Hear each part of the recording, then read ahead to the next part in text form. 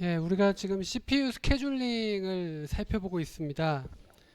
어, 컴퓨터 시스템 안에 여러 가지 종류의 프로그램들이 같이 돌아가고 있죠. 예, 그러면서 각 프로그램들은 CPU를 쓰거나 IO를 하거나 이런 작업을 반복하면서 실행이 됩니다. 그래서 하나의 프로그램을 놓고 보자면 CPU를 이렇게 쓰는 CPU 버스트 단계와 또 IO를 하러 가서 오래 걸리는 작업을 하는 IO 버스트 이런 것들이 이제 반복이 되는데요. 근데 그 모든 프로그램들이 이런 CPU 버스트나 IO 버스트가 균일하게 나타나는 게 아니고 크게 우리가 두 가지 종류의 잡으로 나누어 볼 수가 있다고 그랬죠. 그게 바로 IO 바운드 잡과 CPU 바운드 잡입니다. 그래서 IO 바운드 잡이라는 거는 주로 사람하고 인터액션을 하는 그런 잡이기 때문에 CPU를 잠깐 쓰고 그리고 사람과 뭐 이게 인터액션하는 예를 들면 사람이 키보드를 입력하죠. 그러면 그걸 보고 CPU에서 연산을 하고 그 결과를 화면에 출력해주고 그 다음에 또 사람이 키보드 입력을 하면 그걸 바탕으로 CPU에서 연산을 하고 또 화면에 출력해주고 이런 식으로 사람과 인터액션이 많은 그런 프로그램은 중간에 IO가 많이 끼어들기 때문에 그래서 CPU 버스트가 이렇게 짧고 빈번하게 나타난다는 겁니다. 그게 이제 IO 바운드 잡이고요. 그다음 CPU 바운드 잡은 뭐 복잡한 연산을 해야 되는 경우에 뭐 여러분들 그 알파고가 뭐 바둑을 두거나 이런 게 대단히 많은 연산이 필요한 작업이거든요. 딥 러닝, 뭐 머신 러닝 이런 것들이 옛날에는 참 이런 게 쉽지가 않았는데 점점 이제 CPU가 성능이 좋아지면서 많은 연산을 하면은 뭐 대단히 좋은 결과를 얻을 수 있는 뭐 이런 게 된다는 거죠. 그래서 과학 계산 응용 뭐 이런 복잡한 연산을 해야 된다 이런 경우에는 CPU를 한 번에 쓰는 시간이 대단히 깁니다. 그래서 그런 프로그램들한테는 IO가 이렇게 중간중간에 나타나는 게 아니고 CPU가 길게 사용이 되고 그 다음에 IO가 한 번 나타나는 즉 CPU 버스트가 이제 길게 나타나는 그런 잡이 있다는 거죠. 그래서 이런 것들이 컴퓨터 안에 섞여서 돌아가기 때문에 그래서 CPU 스케줄링이라는 게 필요하다. 이제 이런 말씀을 드렸고요. 특히 이제 사람과 인터액션을 하는 이러한 IO 바운드 잡은 사람이 키보드를 두드린 다음에 뭐 10초 있다가 화면에 결과가 나온다는 건 이거는 대단히 불편한 일이죠. 그래서 어, 사람이 키보드를 두드렸을 때 곧바로 곧바로라는 거는 이제 사람이 느끼기에 느리지 않은 그런 상황에서 바로 CPU 연산이 끝나고 다시 화면에 출력하는 IO까지가 이어져야겠다. 이제 그게 이제 CPU 스케줄링의 필요성이고 전 시간에 이 non 프리임티브하고 프리임티브라는 용어를 설명드렸죠. CPU 스케줄링은 크게 두 종류입니다. 이 non 프리임티브 스케줄링이 있고 그 다음에 프리임티브 스케줄링이 있습니다. non 프리임티브라는 건 뭐냐면 강제로 빼앗지 않는 거예요. 그래서 CPU를 누구한테 줬다. 그러면 그 친구가 다 쓰고 내어놓을 때까지는 빼앗지 않는 그게 이제 non 프리임티브 스케줄링이고 프리임티브라는 거는 CPU를 줬다가도 마음이 바뀌어서 다른 친구한테 주고 싶은데 이러면은 CPU를 빼앗을 수 있는 그런 방법이 바로 이 프리임티브 스케줄링입니다. 그래서 오늘 여러 가지 CPU 스케줄링 알고리즘들을 설명드릴 텐데요. 제일 먼저 등장하는 게 이제 first come first served 먼저 도착한 그런 프로세스한테 CPU를 먼저 주는 방법인데 요게 뭔가요? 프리임티브일까요? 넌 프리임티브일까요? 요게 이제 넌 프리임티브죠. 빼앗지 않습니다. 먼저 도착했으면 그 친구가 다 쓰고 나갈 때까지 기다려주는 방법이죠. 여러분들이 은행에서 번호표를 뽑아가지고 순서대로 작업을 처리하는데 먼저 온 고객이 먼저 처리를 받죠. 비록 그 고객이 뭐 2시간씩 걸린다 해도 그 고객이 번호표를 먼저 뽑았으면 다 쓰고 나갈 때까지는 중간에 내쫓지 않습니다. 여러분들이 화장실에 이제 줄 서서 볼일을 보는데 앞에 먼저 들어간 사람이 1시간씩 안 나온다고 내쫓을 수가 없죠. 강제로 뒤에 있는 사람이 끄집어내고 내가 들어가는 그게 이제 프리임티브인데 그렇게 안 하죠. 넌 프리임티브. 빼앗지 않는 방법. 그래서 이 선착순으로 먼저 온 순서대로 처리해 준다는 거는 넌 프리임티브. 빼앗지 않는 방법입니다.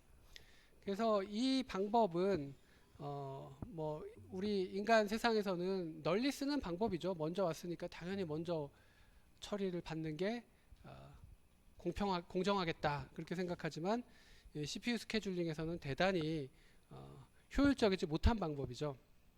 예를 들어서 이 프로세스 3개가 있는데 CPU를 쓰고자 하는 CPU 버스트 타임이 이렇게 24, 3, 3 그냥 편의상 초라고 붙이도록 하죠.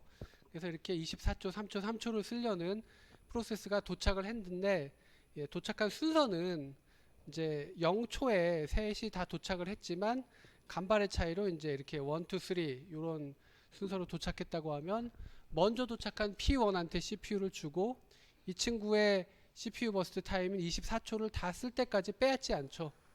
그 다음에 두 번째 도착한 P2가 CPU를 3초 쓰고 그 다음에 P3가 CPU를 3초 쓰게 됩니다. 전 시간에 이제 성능 척도들을 살펴봤는데 그 중에서 웨이팅 타임이라는 게 있었죠. 기다린 시간. 이 기다린 시간이 어떻게 되느냐. P1은 전혀 기다리지 않았죠. 오자마자 CPU를 썼으니까. P2는 0초에 도착해서 24초에 CPU를 썼으니까 24초 기다렸죠.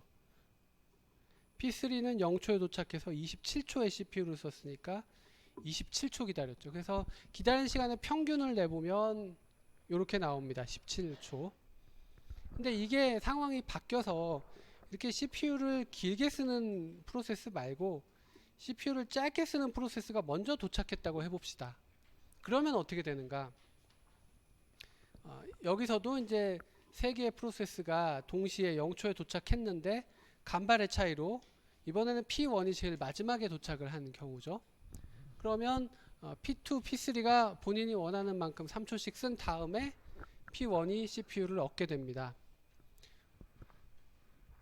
뭐 둘 다 선착순으로 처리했으니까 뭐 공정하게 별 차이가 없는 것 같지만 기다린 시간의 평균을 내보면은 앞에 17초였는데 여기는 3초죠. 굉장히 많이 줄어들었습니다.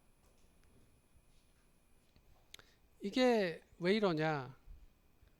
그러니까 앞에 긴 친구가 하나 들어와 버리면 전체가 길어지는 거죠. 그래서 이제 한 줄로 줄 서 가지고 기다릴 텐데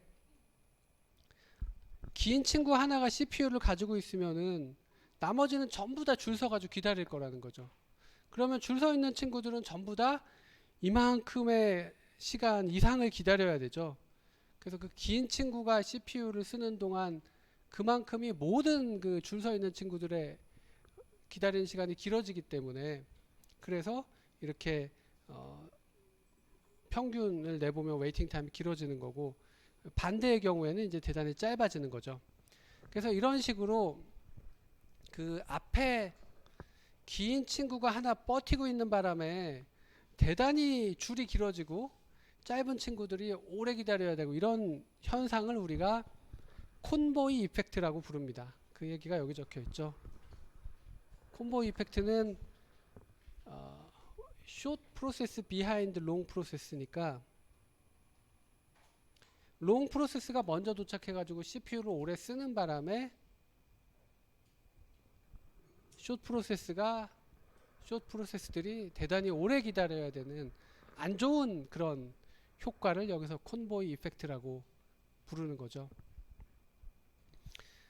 그래서 제가 이 콘보이 이펙트를 우리말로 번역을 뭐 굳이 할 필요가 있을지는 모르겠는데 뭐 콘보이가 호위하는 뭐 호위 그런 뜻이 있더라고요. 그래서 호위 효과 뭐 이렇게 번역을 해봤는데 이 콘보이 이펙트라는 말이 왜 나왔는지 제가 찾아보니까 제 1차 세계대전이 일어날 때 그때 이제 나온 얘기더라고요. 그래서 요 얘기하고는 약간 좀 그 컨텍스트가 다른데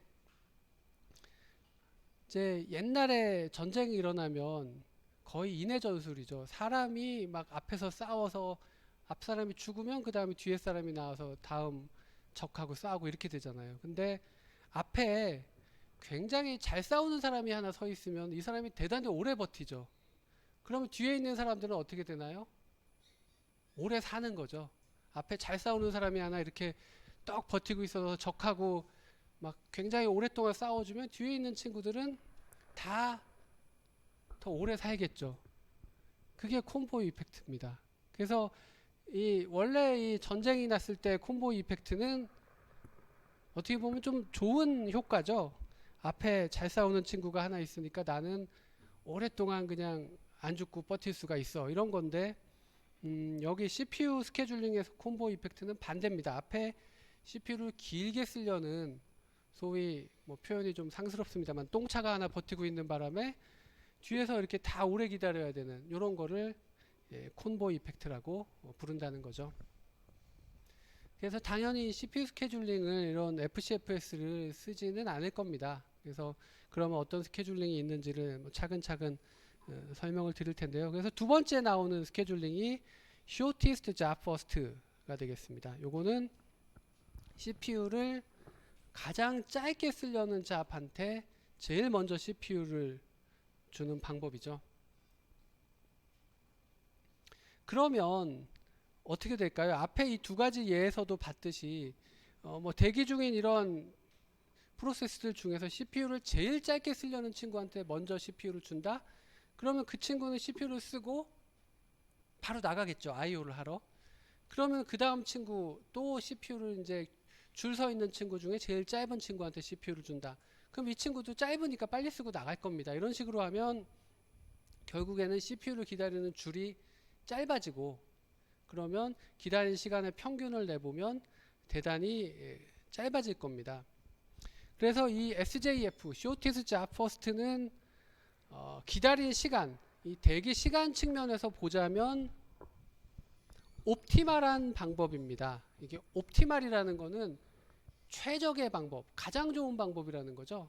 그래서 이 SJF가 옵티멀이라는 의미는 다른 어떤 CPU 스케줄링 알고리즘을 쓰더라도 SJF보다 대기 시간의 평균을 더 짧게 할 수는 없다. 그게 이제 옵티멀의 의미가 되겠습니다. 여러분들한테 이거를 증명을 해드리지 않더라도 아마 여러분들이 뭐 직관적으로 아실 수 있을 거예요. 당연히 전체 기다리는 시간의 평균을 짧게 하려면 짧은 친구가 먼저 쓰고 나가면 큐의 줄이 짧아지니까 훨씬 더 효과적이다. 이제 그렇게 생각을 하실 수가 있겠습니다. 근데 이 SJF도 두 가지 버전이 있습니다. 앞에 그 설명드렸던 non preemptive, 빼앗기지 않는 그런 버전과 preemptive, 빼앗길 수 있는 버전, 이렇게 두 가지로 나눌 수가 있겠죠.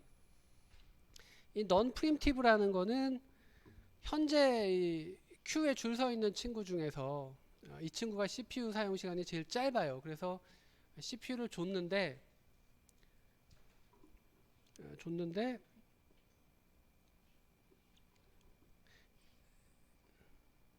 근데 새로운 프로세스가 큐에 도착을 할 수가 있겠죠. IO를 다 끝내고 새로운 친구들이 큐에 이제 차곡차곡 쌓이는데 지금 CPU를 얻은 친구보다 더 짧은, 더 CPU를 짧게 쓰려는 프로세스가 도착할 수가 있겠죠. 그럼 어떻게 할 거냐? 그렇게 되더라도 이미 일단 CPU를 줬으면 그 시점에 제일 짧다고 해서 CPU를 줬으면 그 친구가 다 쓰고 나갈 때까지는 빼앗지 않는, 그게 이제 non preemptive고요. 그 다음에 preemptive는 CPU를 이제 제일 짧다고 해서 너한테 줬다. 그런데 갑자기 더 짧은 애가 큐에 도착을 한 거죠. 그러면은 이 친구를 CPU에서 끄집어내고 더 짧은 친구한테 CPU를 주는 그 방법이 이제 preemptive한 방법이 되겠습니다. 어느 게 옵티멀일까요? non preemptive하고 preemptive, CPU를 빼앗을 수도 있는 방법, 빼앗지 않고 일단 줬으면 끝까지 유지하는 방법, 어느 게 평균 대기 시간을 가장 짧게 하는 방법일까요?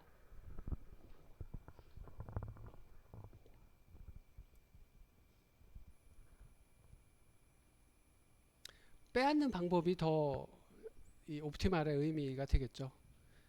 그러니까 줬더라도 더 짧은 친구가 도착했으면 더 짧은 그 친구한테 CPU를 주고, 결국에는 이런 방법이 큐의 길이를 더 짧게 하는 효과가 있기 때문에, 그래서 그 방법이 옵티멀이 됩니다. 근데 이 프리미티브한 SJF를 다른 말로 SRTF다, Shortest Remaining Time First다, 이렇게도 부릅니다. 이거는 이제 제일 짧은 잡한테 가장 먼저 CPU를 준다는 의미고, 이거는 남은 시간이 제일 짧은 친구한테 CPU를 제일 먼저 준다, 이런 얘기죠. 왜 이런 이야기가 나왔느냐 하면, CPU를 일단 줬는데 이 친구가 5초를 쓰기로 했습니다. 근데 지금 CPU를 3초 썼어요. 그리고 2초가 남은 시점에 이제 다른 친구가 1초짜리가 도착을 했다고 하면 누구한테 CPU를 줄 것이냐, 2초 남은 친구를 뺏고 1초짜리한테 줄 것이냐 말 것이냐, 그거를 결정하는 데 있어서는 5초 쓴다고 한 친구가 5초를 기준으로 하는 게 아니고 이미 3초를 썼으면 남은 시간을 기준으로 지금 추가로 써야 될 시간하고 새로 도착한 친구 누가 더 짧으냐를 알아봐야 된다는 거죠. 그래서 쇼티스트 자퍼스트의 이 프리미티브 버전을 남은 시간이 제일 짧은 친구한테 CPU를 준다, 이렇게 해서 SRTF라고도 부르는데요. 뒤에 예제를 통해서 여러분들이 더 이해를 잘 하실 수가 있을 것 같습니다. 요거는 넌 프리미티브 버전, 즉 빼앗지 않는 방법이죠. 일단 줬으면. 자, 보시면은 프로세스가 4개가 있는데 CPU를 쓰겠다고 레디큐에 도착한 시간이 이렇게 됩니다. 그래서 0초 시점에는 어차피 P1만 도착을 해 있죠. 그러니까 0초 시점에는 P1한테 CPU가 갈 수밖에 없습니다. 그런 다음에 2초, 4초, 5초에 이런 프로세스들이 도착을 하지만 이미 0초 시점에 이 친구가 제일 짧아서 CPU를 얻었기 때문에 이 넌 프리미티브 버전은 이 친구의 CPU 사용 시간인 7초 동안은 이 친구가 빼앗기지 않고 보장을 받는 거죠. 그런 다음에 7초 시점이 되면 P1은 원하는 만큼 CPU를 다 썼으니까 빠져나갈 겁니다. IO를 하러 가겠죠. 그러고 나면 7초 시점에는 Q에 누가 줄 서 있는가, 2초, 4초, 5초에 도착했으니까 이 셋이 모두 여기 줄 서 있겠죠. 그러면 그 중에 누가 CPU를 제일 작게 쓰느냐, CPU 버스트가 누가 짧은가 봤더니 1초인 P3가 제일 짧습니다. 그래서 P3한테 CPU를 주고, 뭐 이런 식으로 그때그때 Q에 줄 서 있는 친구 중에 제일 CPU를 짧게 쓰는 친구한테 CPU를 주는 방법이 되겠죠. 그리고 일단 줬으면 그 친구가 쓰고 나갈 때까지는 보장해주는 그런 방법입니다. 그 다음 페이지에 나와 있는 거는 이제 프리미티브 버전이죠. CPU를 줬지만 더 짧은 친구가 오면 빼앗을 수 있는 방법. 여기서도 앞에 하고 이제 이 예제는 같습니다. 그래서 0초 시점에는 P1만 도착을 했기 때문에 그래서 이 친구가 CPU를 갖게 되는 겁니다. 그런데 이 친구는 7초를 쓰고자 하는 건데 2초가 되니까 P2가 도착을 해요. 그러면 이제 빼앗을 수 있는 방법이니까 2초 시점에 P1을 그대로 놔둘 것인가, 아니면 P2한테 CPU를 넘길 것인가, 이 고민을 해야 되죠. 근데 고민의 기준은 7초와 4초를 기준으로 고민하는 게 아니고, P1은 이미 0초에 도착해서 2초를 CPU를 썼기 때문에 남은 시간이 5초죠. 얘는 5초를 더 쓰면은 CPU에서 빠져나가려는 거고, P2는 4초를 쓰면 CPU에서 빠져나가려는 겁니다. 그래서 결국에는 4초가 더 짧기 때문에 2초 시점에 P1은 P2한테 CPU를 빼앗기게 되는 것이죠. 뭐 여기서 끝나면 좋은데 전쟁은 계속 일어나죠. P2는 4초 동안 CPU를 쓰고 싶은 건데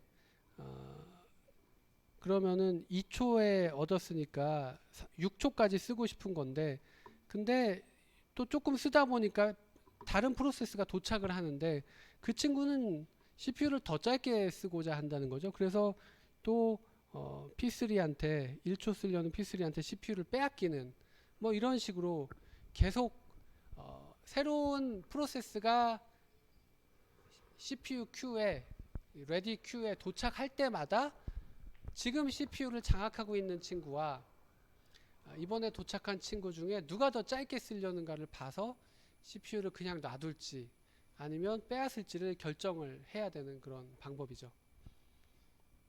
자, 이 방법은 평균 대기 시간을 봤더니 3초가 나왔습니다. 근데 앞에 그 빼앗기지 않는 넌 프리미티브 버전의 SJF는 4초가 나왔죠. 그래서 요게 더 평균 대기 시간이 짧은 것이고, 다른 어떤 CPU 스케줄링 알고리즘을 써도 이 예제에 대해서 평균 대기 시간을 3초보다 더 짧게는 못하죠. 그게 이제 여기 SJF가 이 평균 대기 시간을 제일 적게 하는 방법이다. 이제 그런 의미가 되겠습니다. 그러면 CPU 스케줄링 더 공부할 필요 없겠네요. 이렇게 옵티멀한 방법이 있는데 뭐 그 뒤에 왜 이런 많은 방법을 또 공부를 해야 될까요? 이 SJF가 아주 치명적인 약점이 두 가지가 있습니다.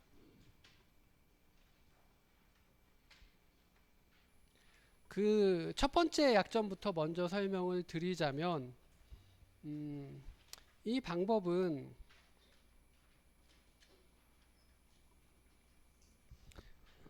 용어가 여기 나오니까 뒤에 거를 이제 잠깐 넘겼는데 스타베이션을 발생시키죠. 스타베이션은 굶어 죽는 겁니다. 스타베이션을 발생시킬 수가 있는데 왜 그러냐?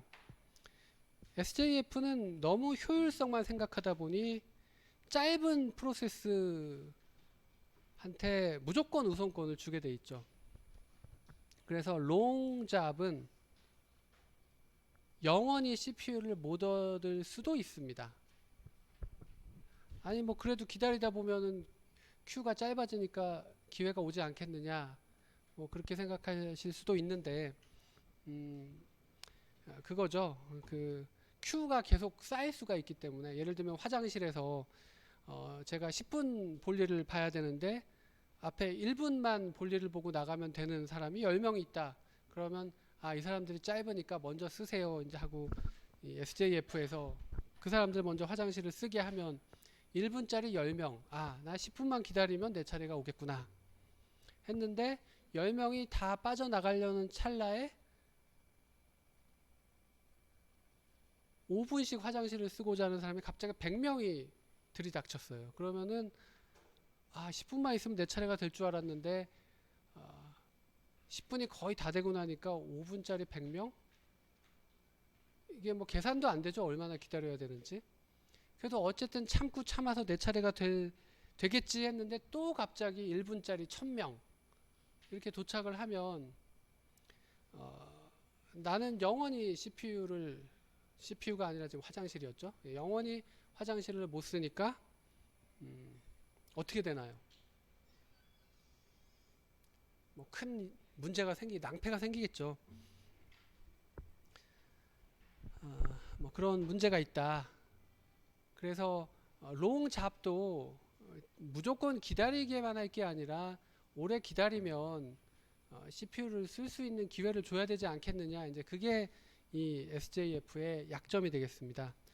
그 다음에 두 번째 문제점은 CPU 짧게 쓰는 친구한테 CPU를 주겠다고 했는데 누가 짧게 쓰는지 누가 길게 쓰는지를 처음에 알려주질 않아요. 그게 문제예요. 이 친구를 짧게 쓴다고 해서 줬더니 길게 쓰고 안 내놓을 수도 있고, 나는 길게 쓸 거야 그랬는데 CPU를 얻었는데 금방 그냥 IO를 하러 가버릴 수도 있고, 바로 이 처음에 나온 요 어떤 프로세스 일생에서 CPU 버스트와 IO 버스트가 반복되는데, 이번에 CPU를 쓸어 들어와서 이 프로그램이 얼만큼 CPU를 써야지 IO를 하러 나갈 것인지를 이 시점에 CPU를 기다리는 큐에 들어오는 시점에 미리 알 수가 없다는 거죠. 이거를 왜 그렇습니까? 이 프로그램이라는 게 그렇게 단순하지가 않죠. 여러분도 프로그램을 짜봐서 아시겠지만 순차적으로 쭉 실행하고 끝나는 거 아니라 뭐 if문도 있고 뭐 어떤 조건을 만족하면 일로 가서 연산을 더 많이 해야 될 수도 있고 뭐 여러 가지 그런 그때그때 상황이 다르기 때문에 그래서 CPU 버스트를 미리 알 수도 없는데 짧은 친구한테 CPU를 준다? 이게 말이 안 된다는 겁니다. 그러면 SJF는 아예 쓸 수 없는 방법이냐? 그렇지는 않습니다. 우리가 모르면 어떻게 해야 됩니까? CPU 버스트가 얼마인지 모르면 예측을 하면 되죠.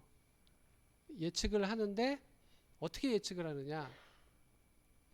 보통 IO 바운드 잡하고 CPU 바운드 잡은 이 프로세스 성격이 달라요. 사람하고 인터랙션 하는 그런 프로그램은 계속 사람하고 인터랙션을 하는 거고 길게 CPU를 쓰는 프로그램은 계속 길게 쓰는 그런 성향이 있다는 거죠.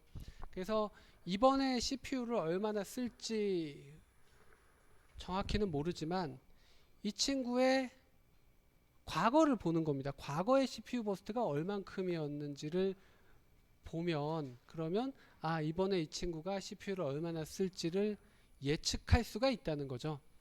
그래서 지금 다음에 나오는 이야기는 SJF가 CPU 버스트를 어떻게 예측할 것인가 그거를 보여드리고 있는 내용입니다.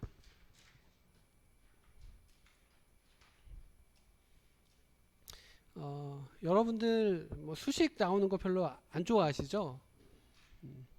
저도 사실 수식은 별로 좋아하진 않는데 이 운영체제에서는 별로 수식이 안 나와요. 정말 안 나옵니다. 몇 개 안 나오는데 이번 학기 지내는 동안 이런 수식이 몇 번 나올까요? 딱 한 번 나옵니다. 그게 이제 지금 나온 건데 CPU 버스트를 어떻게 예측할 것인가? 좀 전에 보셨죠? 과거의 CPU 버스트를 보면 예측이 가능하겠다. 그래서 여기 CPU 버스트가 이 프로그램에서 보시면 첫 번째 CPU 버스트죠. 두 번째 CPU 버스트, 세 번째 CPU 버스트 이렇게 됩니다. 그래서 이번이 만약에 n 플러스 1번째 CPU 버스트를 예측하고 싶다. 그러면 과거 n번에 대해서는 CPU 버스트 값이 실제로 있는 겁니다. 이미 과거에 이 친구가 CPU를 얼마나 쓰는지 아는 거니까 그 n개 그 데이터를 바탕으로 이번에 얼마나 쓸지를 예측하는 문제죠. 그래서 여기 T라고 표시된 것은 실제 과거의 CPU 버스트 값입니다. T는. 그래서 Tn 이러면은 이미 n은 지나갔어요. 과거에 CPU 버스트가 n번 있었는데 n번째 CPU 버스트 값이 얼마였는지 그 실제 값이 Tn이고요. 그 다음에 이 타우라고 표시된 거는 예측 값입니다. 그래서 타우 n 플러스 1 그러면 n 플러스 1번째 CPU 버스트의 예측 값이라는 거죠. 그래서 이번이 n 플러스 1번째 CPU 버스트를 예측하고 싶은 건데 어떻게 예측을 할 것이냐 그걸 여기 식으로 표시를 해 놓은 겁니다. 그래서 이 식의 의미를 보시면 n 플러스 1번째 CPU 버스트를 예측하는 걸 어떻게 예측하느냐 n번째 바로 직전이죠. 실제 CPU 버스트 값하고 타우 n은 뭔가요? n번째 예측했던 값이죠. 그래서 이 두 개를 어느 정도 가중치를 둬서 더하는 겁니다. 여기 보시면 알파가 0과 1 사이의 상수죠. 그래서 여기는 알파고 여기는 1 마이너스 알파입니다. 그래서 두 개를 더하면 얼마가 되죠? 1이 되죠. 그래서 만약에 여기가 0.7이다. 그러면 여긴 0.3이고요. 여기가 0.9다. 그러면 여기는 0.1이죠. 그래서 이 두 개를 어느 정도 가중치를 둬서 반영할 거냐. 그거를 이제 알파가 결정하는 그런 역할을 합니다. 근데 요 식을 이제 이런 식으로 풀 건데요. 이게 뭐냐? 여기 보시면 여기다가 이게 되는지 모르겠는데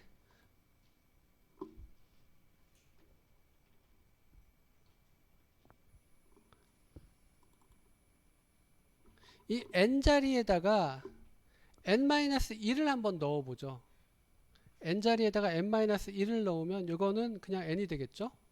그리고 여기는 n-1이 되고 여기도 n-1이 될 겁니다.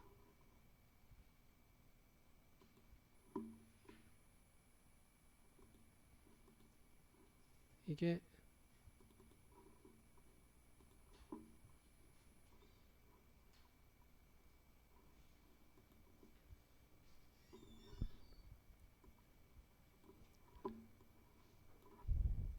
그 원래식은 여기가 n 플러스 1이었죠. 아이고.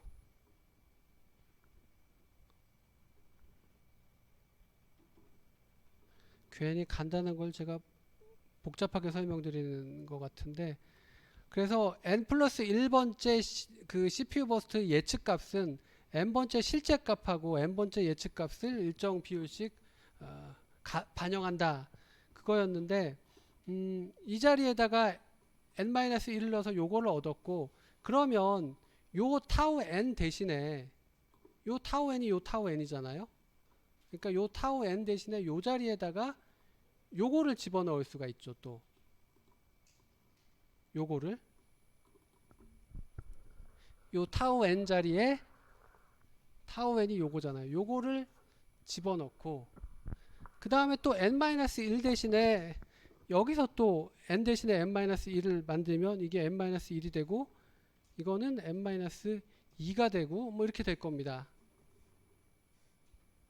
그래서 이런 식으로 이 점화식을 풀게 되면 결국에는 어떻게 되느냐 하면 n 플러스 1번째 그 예측 값은 맨 앞에 tn은 살아남고요. 직전의 CPU 사용 시간.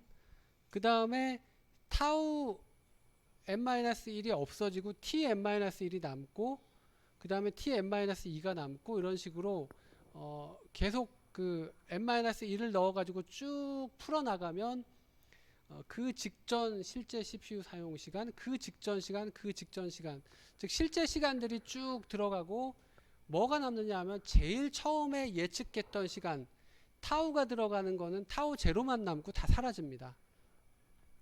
그래서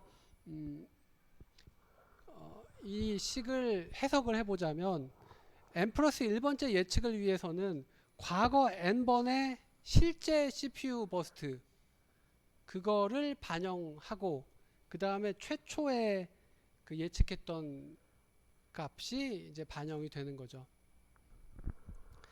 근데 요 식을 뭐 복잡해 보이지만 해석을 해보자면 이 알파가 0과 1 사이의 값이었죠.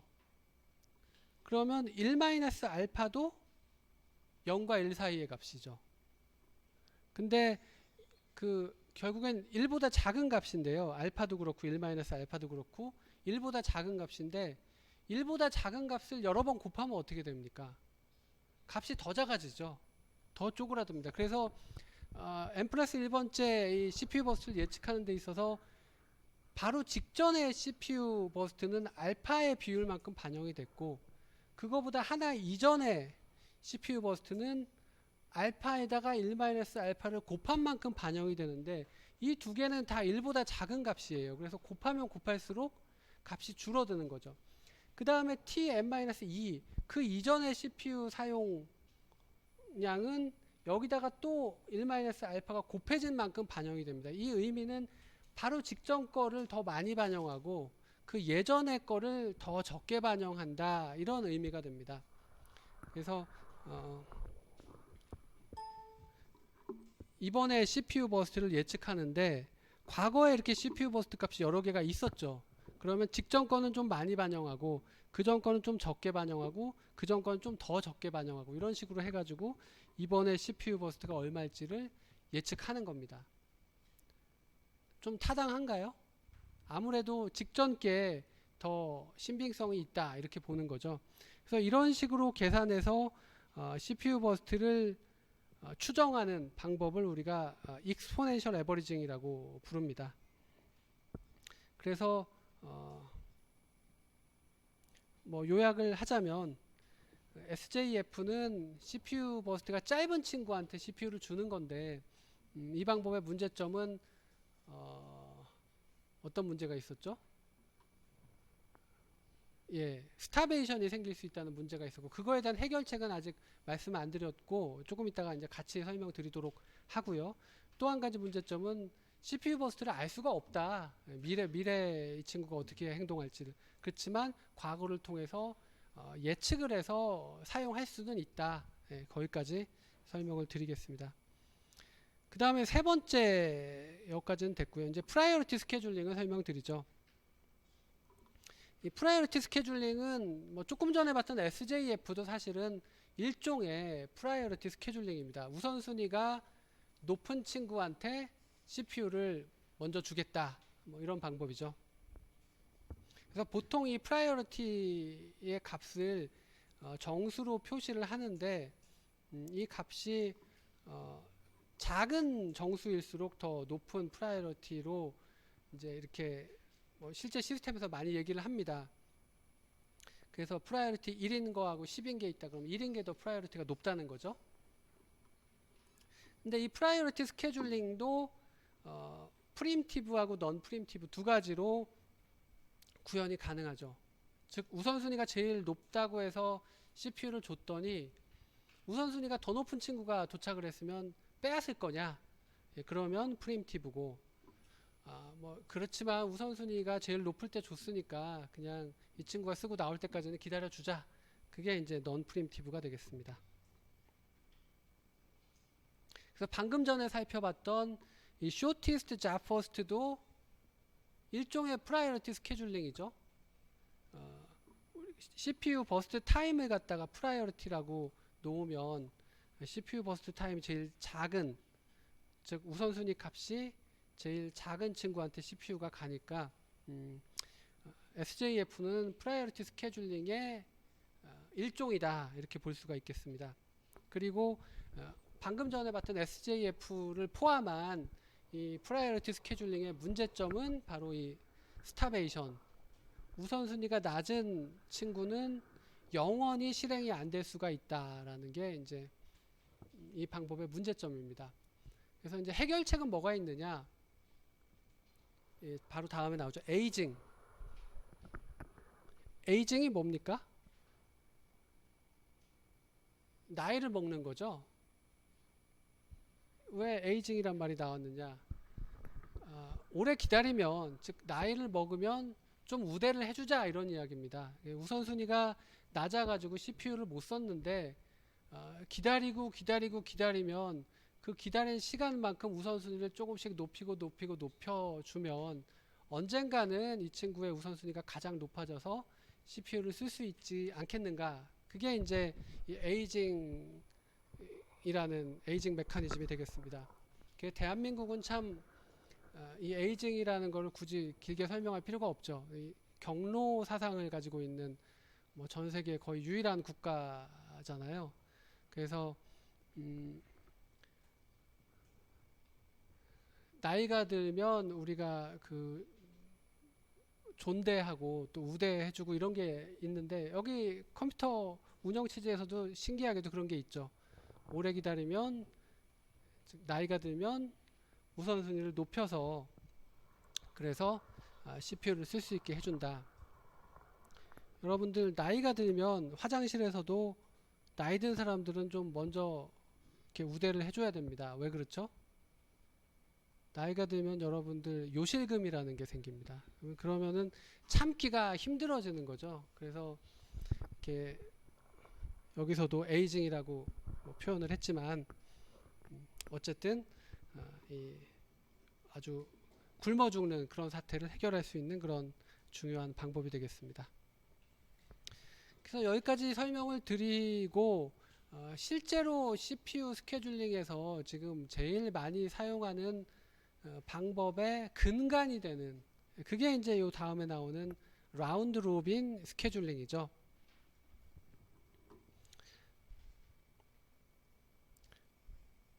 그래서 이 라운드 로빈 스케줄링은 뭐 여러분들 2장에서 보셨던 그런 이 타이머가 붙어 있으면서 CPU를 사용자 프로그래머한테 넘길 때 타이머에 시간을 세팅한 다음에 넘긴다 이렇게 설명을 드렸죠. 그래서 타이머에 그 세팅된 시간이 익스파이어가 되면 이 친구가 CPU한테 인터럽트를 걸어서 CPU를 운영체제로 넘어가도록 그렇게 하고 있는 거죠. 그래서 이제 CPU의 독점권을 막고 CPU를 다른 친구한테 넘겨줄 수 있는, 즉 넌 프리엠티브 방법 말고 이제 프리엠티브 CPU를 빼앗을 수 있는 방법을 사용할 수 있는 근거가 바로 이 타이머가 존재하기 때문이고, 그거하고 이제 그 철학에 제일 잘 맞는 게 이제 라운드 로빈이라는 방식이죠. 그래서 프로세스가 CPU를 얻을 때는 항상 주어진 할당 시간이 있습니다. 한 번에 CPU 쓸 수 있는 시간, 그 타임 퀀텀이라고 하는데요. 그래서 요게 이제 일반적으로 뭐 10에서 100ms 정도로 정해져 있고, 그래서 요 할당 시간이 끝나면 어떻게 됩니까? 그러면 CPU를 빼앗기죠.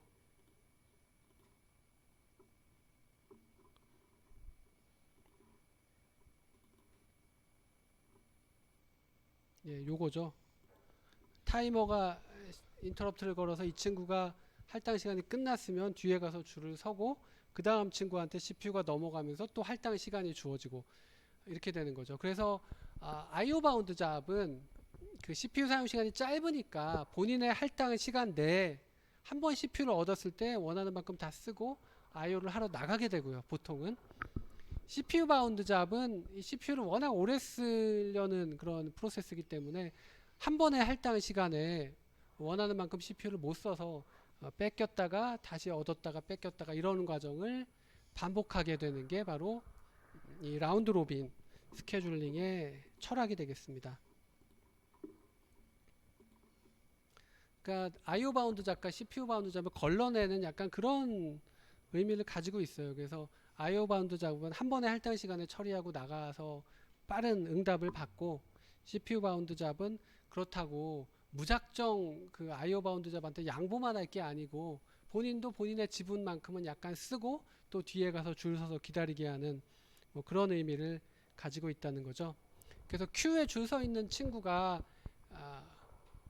큐에 줄 서 있는 친구만 얘기할 게 아니라 지금 CPU 사용을 하려는 친구가 N개가 있으면 그러면 무작정 기다리는 게 아니고 본인을 제외한 나머지 N-1개의 친구가 CPU 할당 시간 각각 Q만큼 쓰고 나면 적어도 한 번은 내 차례가 돌아온다, 그런 의미죠. 그래서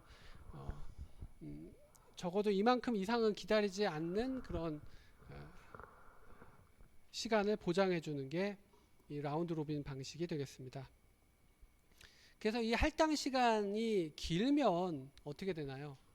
무한정 길어버리면 그러면 FCFS랑 똑같죠. 할당 시간이 너무 길면. 할당 시간이 너무 짧으면 어떻게 될까요? 그러면은 CPU를 좀 쓰려고 하면 뺏기고 또 조금 쓰려고 하면 뺏기고 그런 건데, CPU를 빼앗는 거, 즉 컨텍스트 스위치 자체도 일종의 오버헤드거든요. 그래서 이렇게 되면은 너무 컨텍스트 스위치 하느라고 볼일을 다 보는 이런 식이 되기 때문에 이것도 효율적이지는 못하다. 그러면 이 할당 시간을 어느 정도 하면 좋겠느냐? 뭐 그거는 IO 바운드 잡은 한 번에 처리돼서 나갈 수 있지만 CPU 바운드 잡은 이제 여러 번에 걸쳐서 처리해야 되는 정도로 잡으면 적당할 거라는 겁니다. 그래서 여기 보시는 게 이제 라운드 로빈이고 할당 시간 20인 그런 예가 되겠습니다. 뭐 자세히 살펴볼 필요는 없을 것 같은데요. P1이 53초를 쓰고자 했지만 할당 시간이 20이기 때문에 20을 쓰고 뺏겼다가 나중에 또 20을 쓰고 뺏겼다가 뭐 이렇게 되는 거죠. 그게 이제 이 라운드 로빈의 방식이 되겠고요. 아까 근데 SJF가 뭐라고 했습니까? SJF가 웨이팅 타임을 제일 짧게 한다고 했잖아요. 그러면은 도대체 이 라운드 로빈은 뭐가 좋은 거냐? 이 리스판스 타임이 짧은 게 좋다는 겁니다. 라운드 로빈이. 여러분들 전 시간에 성능 척도 중에서 시간과 관련된 거 세 가지가 있었죠. 그 중에서 이 리스판스 타임이라는 건 뭐였습니까? 본인이 CPU를 쓰고자 하는 큐에 들어와서 첫 번째 CPU를 얻기까지 걸린 시간이죠. 여러분들 중국집에 갔는데 요리하는 그 대기 시간이 길어지겠지만 일단 제일 먼저 단무지라도 먼저 내오면 단무지가 나오기까지 기다린 시간이 이 리스판스 타임이었죠. 그래서 최초로 CPU를 얻는 시간이 빨라지면 뭐가 좋으냐? 이거는 이제 특히 타임 쉐어링 환경에서 그 인터랙티브한 잡들이 많은 그런 상황에서 응답 시간이라는 거는 대단히 중요한 의미를 갖거든요. 그래서 이 라운드 로빈의 장점이 바로 응답 시간을 짧게 하는 것이 대단한 장점이 된다는 겁니다.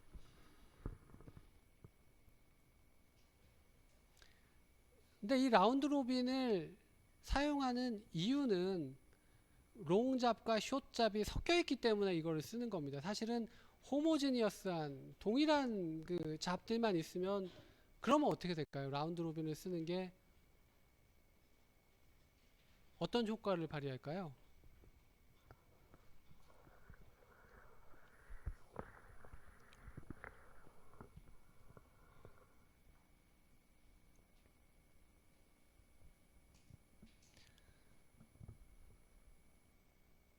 전부 다 100초짜리들이 있는데 그거를 1초 할당 시간씩 라운드 로빈을 돌리면 어떻게 되나요?